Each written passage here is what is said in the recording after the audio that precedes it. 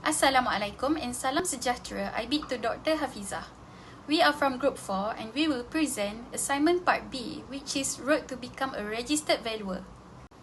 Let me introduce you to our team, who are Nurul Azira, Izani Farhana, me myself, Nur Shafrina, Alif Haikal and Farah Aisyah.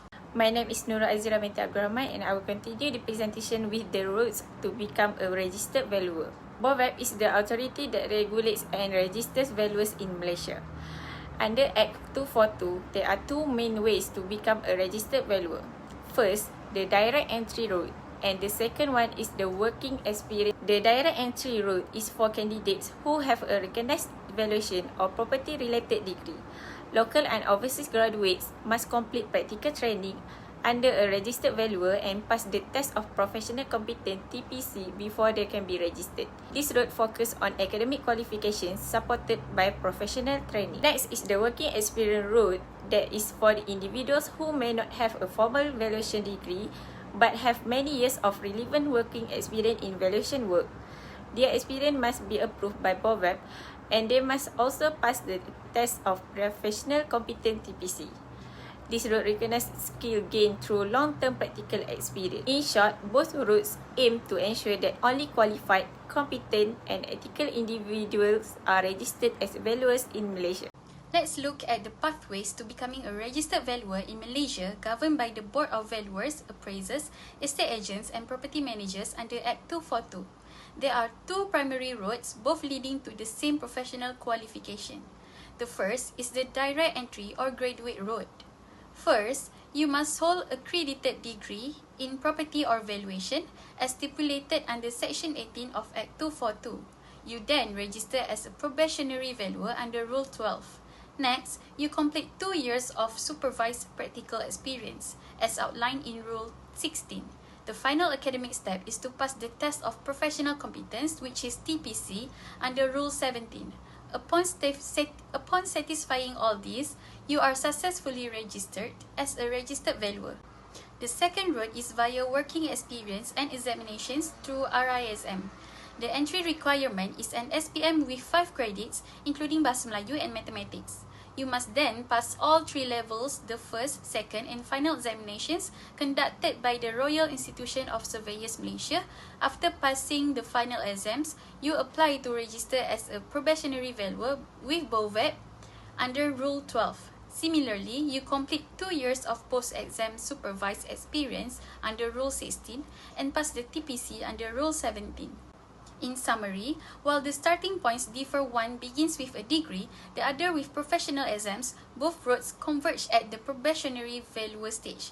From there, the mandatory 2-year training and the final TPC are identical requirements for all candidates to ensure a unified standard of professionalism.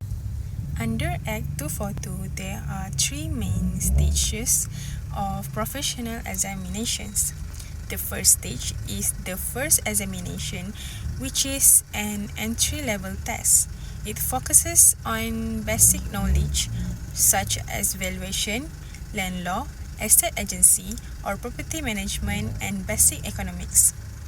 This examination is normally taken by candidates who do not have recognized qualification. The second stage is the second examination, which is more advanced. At this level, candidates are tested on valuation practice, professional ethics, property law, and building-related knowledge. The final stage is the test of professional competence, or TPC, which is required under Section 18, Subsection 3 for valuers, Section 22D, Subsection 3 for estate agents, and Section 22H, Subsection 3 for property managers. This examination tests whether a candidate is fully competent and ready to practice professionally. For Slide 2, Act 242 also allows to direct entry route. This applies to candidates who already hold recognized academic or professional qualifications. This provision is stated under Section 18, Subsection 2 for valuers, Section 22D, Subsection 2 for estate agents, and Section 22H, Subsection 2 for property managers. These candidates may be accepted from the first and second examinations. However, they still need to complete practical training and pass the test of professional competence before they can be fully registered. For candidates without formal qualifications but with relevant working experience, there is another pathway through the Institution of Surveyors Malaysia or RISM. Although RISM examinations are not stated directly in the Act, they are recognized because professional bodies like RISM are represented on the board under Section 9 of Act 242. The examination subjects include valuation, estate agency, property management, property law, and ethics. Once candidates pass these examinations and are recognized by the board, they may proceed to the test of professional competence. In conclusion, Act 242 allows different entry routes into the profession, including normal examinations, direct entry, and the RISM working experience route. However, the law is very clear that all candidates must complete practical training and pass the test of professional competence, as stated under Section 18, Subsection 3, Section 22D, Subsection 3, and Section 22H, Subsection 3. Only after meeting these requirements can a person be registered as a valuer, estate agent, or property manager in Malaysia. I'm going to continue about the TPC guidelines. According to the TPC guidelines, a financial appraisal report is an important document used to assess whether a proposed development is suitable, feasible, and financially viable. The guideline outlines several key components that must be included to ensure the development can be successfully implemented and generate optimum returns.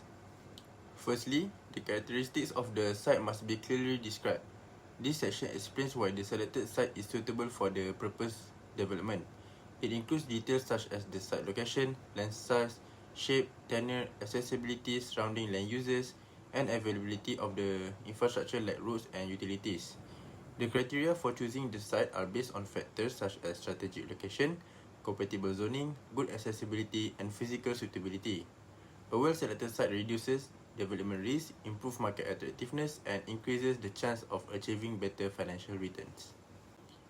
The second one is planning considerations and requirements must be addressed. This ensures that the proposed development complies with planning laws and regulations set by the local authorities. It involves reviewing zoning provisions, plot ratio, building density, height restriction, setback requirements, parking standards, and environmental control as stated in the local and structure plans. Compliance with these requirements is crucial to obtain planning approval smoothly and to avoid delays, penalties, or additional costs. Under the TPC framework, this confirms that the project is legally feasible. The third one, details of the proposed development together with a demand and supply study must be included. This section describes the type of development, such as residential or commercial, the number of units, total floor area, and development facing. It is supported by a demand and supply analysis to determine market viability.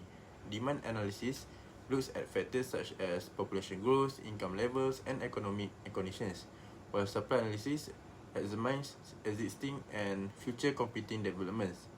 So, according to the TPC guideline, this helps ensure that the proposed development meets market demand and avoids oversupply. The next one is financial appraisal, including tax implication, is the most important component.